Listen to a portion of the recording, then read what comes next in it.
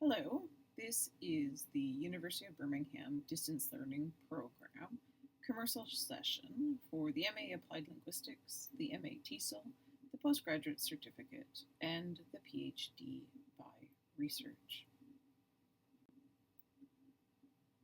First, a little bit about the university. It was first established in the 1900s, and it is a red brick university in addition to being part of the Russell Group.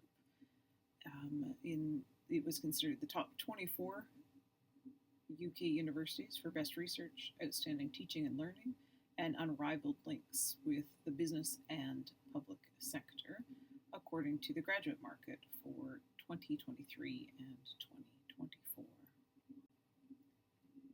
The Department of Linguistics and Communication is renowned for its expertise in some of the following areas: corpus research, cognitive linguistics, psycholinguistics, discourse analysis, and stylistics. And on the slide there, you can see the library on campus. We have students, current students, and alumni from around the world because this program has been running since the late 1990s. The goal of graduate school is to learn the content of what the program is offering within each of these classes, how to write a paper at the graduate level in terms of extending the readings that you do, the summarization and application of knowledge, and to be able to display those skills. You also get numerous secondary skills through both this knowledge and your application of it. The MA TESOL, MA Applied Linguistics, and postgraduate certificates, we're going to look at more about the actual programs themselves, talk a little bit about whether Birmingham is the right choice for you, and a brief introduction to the distance PhD. It's a maximum of 6 years to complete the MA. So we've got Module 1 through 3, that's the equivalent of a postgraduate certificate. Modules 1 through 6, that's a postgraduate diploma. Modules 1 through 6, plus a dissertation, is the actual master's degree. You cannot get all three.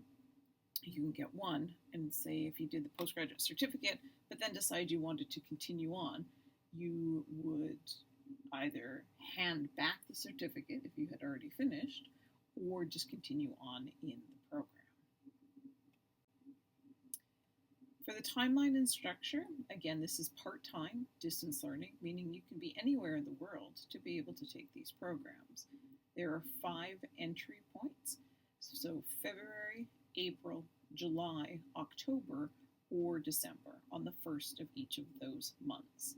So for example, if you wanted to start in February, the deadline for the application is January 1st. And for example, for October, if you want to start, the application deadline is September 1st. For the master's degree program, there are 6 top modules and a dissertation, which takes 2.5 years, assuming you have no extensions or leave of absence. And within that time, every 4 months, you have a 4,000-word paper, research paper, that you will be writing. And you have 6 months to complete the 15,000-word research dissertation. For the postgraduate certificate, you would take 3 modules where you get 6 months per module to do the same 4,000-word paper. Looking at it in a slightly different way, if you were to start, say, in October with your first module, then your first paper would be due in January, and then in May, and then we also offer we offer summer schools. I'll get into that in just a second. So, you have your 3 modules for the MA, and then you start your second year, and then you do your dissertation.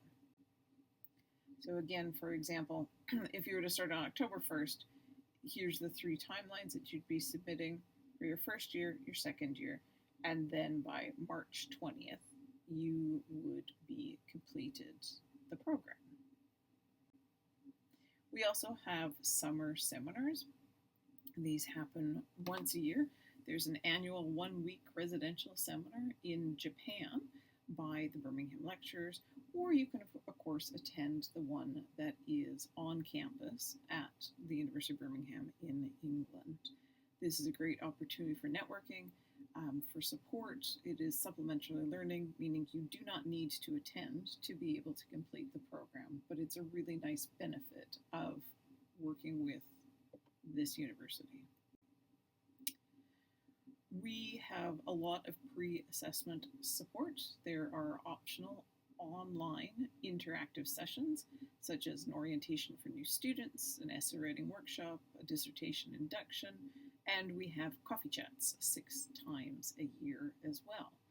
We have a preparatory module called the Guide to Independent Study, which is about 196 pages of how to research and write at the graduate level. There is an assignment bank where you're able to read previous papers of students that have self-submitted to see how they've structured their research, what did they do in their environments in order to apply what they've learned, and of course to look at the very handy reference lists. There are tutors that you work with to assist with things like your question selection, and they provide support and contact throughout the program. And the courses build upon one another. So you've got coursework and activities, and all of the learning are things that you get to use and apply as it best fits your teaching context. For the assessment, again, for each module, you have one 4,000-word research paper, and you pick a question that interests you. Maybe it's applicable to your current teaching context, or to a method that you want to try, or a research project that you want to do based on your interests. So it's directly applicable. So these are opportunities offered by the in-service nature of the distance learning itself, and the mechanics and logistics of research. So things like content, research, and writing at the graduate level are all things that you're being assessed on. There is also post-assessment support. You get very detailed feedback on your papers, which comment on the overall quality of work, review and suggestions, areas to strive to improve in subsequent models. Your teaching fellows are also the markers of the papers, so that you can then set improvement plans for your next papers and improve your skills throughout your learning if you're doing the MA to be able to complete your dissertation. Here are some of the current MA distance learning courses. Of course, new ones are added, so this information might change depending on when you're viewing the video. So we have things like Lexis, sociolinguistics, discourse analysis, corpus linguistics, psycholinguistics, multimodal communication, functional grammar, language, and new media. For the application, in order to do either the MA or the postgraduate certificate, you need to have a good honors degree from your undergraduate or some sort of overseas equivalent, depending on where you've got your first degree. You should include things like your qualifications, your work experience, academic credentials, you need a personal statement, and you need references. So make sure you include your current or previous employment on this application, a current CV, but also you need to fill in the relevant sections on the online form found on the website. The current language requirement is IELTS 6.5 in all bands, but again, this is subject to change. Whatever is stated on the university website is the standard to follow. So deciding if Birmingham is the right choice for you. This allows a lot of independent study, so you can work and study simultaneously, which gives you a flexibility to study when and wherever is convenient for you, where you can apply these new skills to your classroom and to your context, to your work situation. Um, for your dissertation, you have then the opportunity to present at conferences if that's something that interests you. That's separate from the program. But also, if you are considering doing a PhD, the dissertation is an excellent writing example and skills development to demonstrate that you are competent and capable. So, again, it's a respected program in an accredited school. It is the same program as what's available on campus.